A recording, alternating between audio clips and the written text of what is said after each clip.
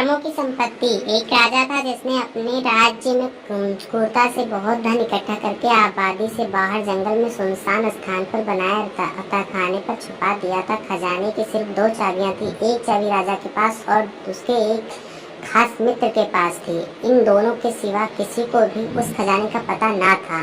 एक दिन किसी को बताए बगैर राजा अकेले अपने खजाने को देखने निकला था। खाने का दरवाजा खोलकर अंदर गया और अपने दरवाजे को देख कर खुश हो रहा था। खजाने को देखकर खुश हो रहा था। उस समय मंत्री भी उस स्थान से निकला और देखा कि खजाने का दरवाजा खुला है। वो हैरान हो गया और सोचा कि कहीं कल रात को जब मैं खजाना देखने आया तब शायद दरवाजा खुला रह गया होगा। उसने दरवाजा बाहर से बंद कर दिया और चला गया। उधर खजाने को निहारने के बाद राजा जब संतुष्ट हुआ और दरवाजे के पास आया तो ये क्या, दरवाजा तो बाहर से बंद हो गया था। उसने जोर जोर से दरवाजा पीटना शुरू किया पर वहाँ उनकी आवाज़ सुनने वाला उस जंगल में कोई ना था। राजा चिल्लाता रहा पर अफसोस कोई ना आया। वो थक हार कर खजाने को देखता रहा। अब राजा भूख और प्यास से बेहाल हो रहा था, पागल सा हो गया और रेखता रेखता हीरो के संदूक के पास गया और बोला, ए दुनिया के नायाब हीरो, मुझे एक गिलास पानी दे दो। फिर मोती सोने चांदी के पास गया और बोला, ए मोती चांदी सोने के खजाने, मुझे एक समय का भोजन दे दो।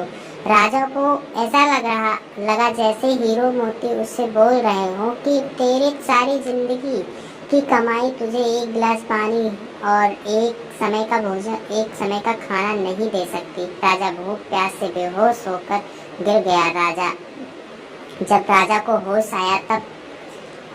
होश आया तो सारे मोती हीरे बिखेर कर दीवार के पास बिछौना बनाया और उस पर लेट गया। वो दुनिया को एक संदेश देना चाहता था, लेकिन उसके पास कागज और लेखनी नहीं थी। राजा ने पत्थर से अपनी उंगली फोड़ी और बहते हुए खून से दीवार पर कुछ लिख दिया। उधर मंत्री और पूरी सेना लापता राजा को ढूंढते रहे पर बहुत दिनों तक राजा ना मिले तो मंत्री राजा के खजाने को देखने आया। उसने देखा कि राजा हीरे जवाहरात के बिछौने पर मरा पड़ा है और उसकी लाश को कीड़े मकोड़े खा रहे थे। राजा ने दीवार पर खून से लिखा हुआ था, ये सारी दौलत एक घूंट पानी और एक निवाला नहीं दे सकी। यही अंतिम सच है। आखिरी समय आपके साथ आपके कर्मों की दौलत जाएगी, चाहे आप कितनी बेईमानी और हीरे पैसे सोना चांदी इकट्ठा कर लो, सब यहीं रह जाएगा। इसीलिए जो जीवन आपको प्रभु ने उपहार स्वरूप दिया है उसमें अच्छे कर्म, लोगों की भलाई के काम कीजिए, बिना किसी स्वार्थ के और वर्जित कीजिए। अच्छे कर्मों की अनमोल दौलत जो